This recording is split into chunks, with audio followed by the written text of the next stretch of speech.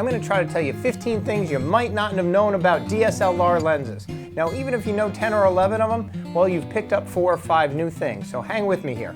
First thing you need to know about the lenses is how to read what kind of lenses there are. It's either going to be around the edge or it's going to be on the inner circle here, and it's going to say something like, in this case, it's 1 with a colon, and after that, it's going to be your lowest f-stop number.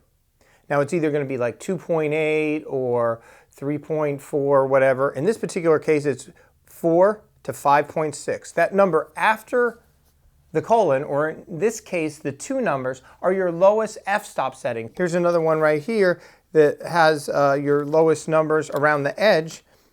Why would it have 3.5 to 5.6? Well, that means in the fully zoomed out mode, in the widest mode, your lowest aperture is going to be 3.5. But if you zoom in all the way, you're not going to get that 3.5. You're going to get 5.6. Now, what does that low number mean? The lower number, the more light that it lets in.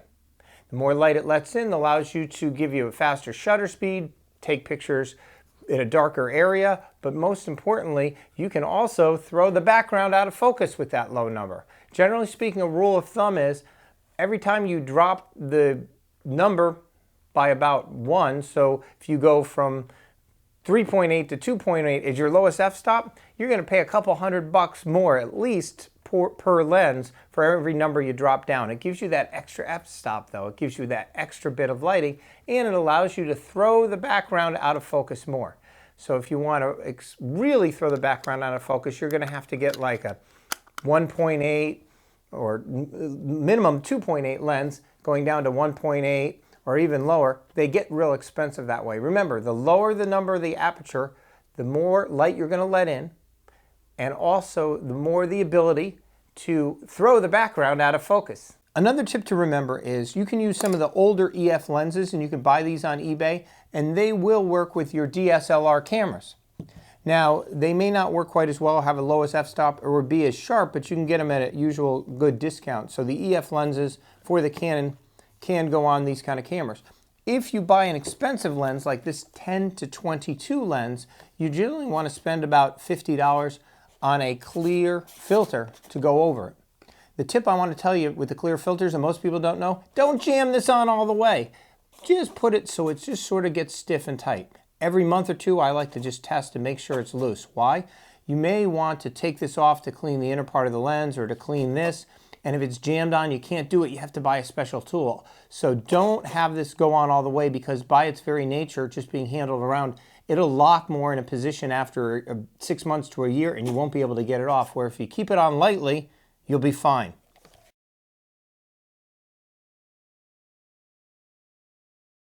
Prime lenses generally give you a sharper picture because there's less optics involved between the front and the back of the lens going to your camera, and they're more of a fine-tuned optics. You're going to pay more for a lens that's fine-tuned like this, sometimes get a lower f-stop. In this case, it's pretty low. It's 2.8. Remember, the number after the colon, you see 1 colon, and this says 2.8. So that's pretty low. You can get some good shots out of focus like I took here with the background out of focus. But with the prime lens, you're not going to be able to zoom in and out, so you'll be switching lenses. So a good tip when you switch the lenses is be prepared to have a nice case, and think when you're going to the job, if you're in an area that could be dusty or anything, you may want to make arrangements to switch your lens in a car or something so you don't get dust, because you start taking them on and off the camera, you can get dust in the camera if you're not careful. A lot of people ask me, what kind of lens do I get and how do I know what it's going to look like? I can't get to a camera store.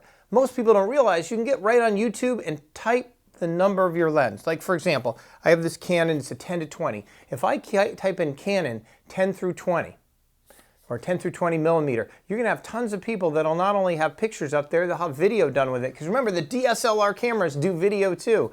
Type in your lens number in YouTube, hit return, or Vimeo, vimeo.com, and you'll be surprised how many people have shots that you can look at up there, either motion or still frame, of what your camera looks like. When I wanted to see what the 10 to 20 looked like, I typed in Canon 10 to 20 millimeter, and I was able to see exactly what kind of shots I'll be able to get before I buy the lens. Now here's a couple inexpensive lenses. If you got this off eBay or you bought it brand new, it costs you $50, $60 extra with your camera. It's $35 to $80 but whether it's that or it's a 17 to 55, they're usually inexpensive lenses that come with a camera. Here's one I got off eBay for maybe about $100, a 75 to 300. What don't these have that the fancier lenses have? Well, their f-stop or their aperture doesn't go as low, so you can't throw the background out of focus. But what if you wanted to throw the background out of focus and you didn't have one of those more expensive lenses? Just zoom in all the way with these lenses as far as you can go and make sure the background is way in the distance.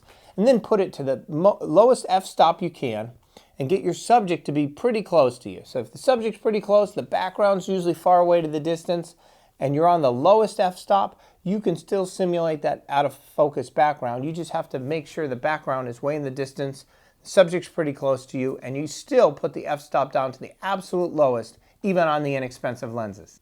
Now this next tip is the most controversial one, I'm sure, and I'm going to get some flack on it.